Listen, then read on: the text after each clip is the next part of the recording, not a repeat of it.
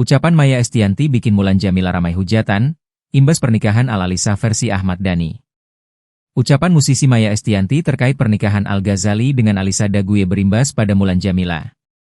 Bahkan, ucapan Maya Estianty itu membuat istri Ahmad Dhani itu ramai hujatan netizen. Diketahui, pernikahan Al-Ghazali dan Alyssa Daguye sebentar lagi akan digelar.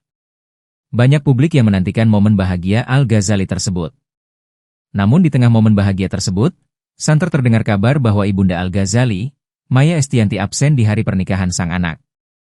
Pun, kabar ini rupanya telah dikonfirmasi benar adanya oleh Maya Estianty sendiri.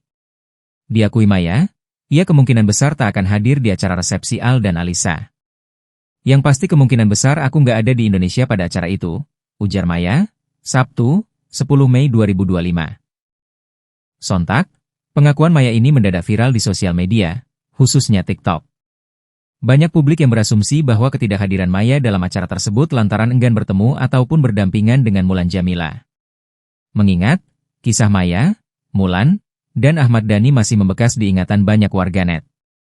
Atas kejadian tersebut, tak sedikit netizen yang akhirnya menyalahkan Mulan Jameela.